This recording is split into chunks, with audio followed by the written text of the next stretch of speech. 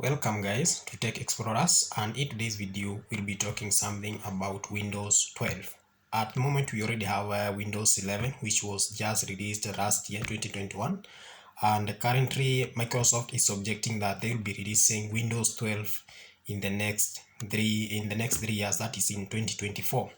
But even we have not really enjoyed that is Windows 12 because it was just released of late, that is just like a year ago, and at the moment they are speculating that they'll be releasing Windows 12. Probably Windows 12 will come to solve some of the challenges that we have faced with Windows 11, because currently, as Microsoft had objected, they had said that Windows 11 will be running, that is mobile applications, but at the moment they are around, I think, 56 Android applications that are currently running on Windows 11, but all the other applications that are from that is Google Play Store, they are not available in it is not possible to install. It is not possible to install those applications that is in Windows 11, which is not the case, because initially they had said the Windows 11 will be able to run, that is Android application, but they later came to specify that only applications from that is Amazon App Stores. But later on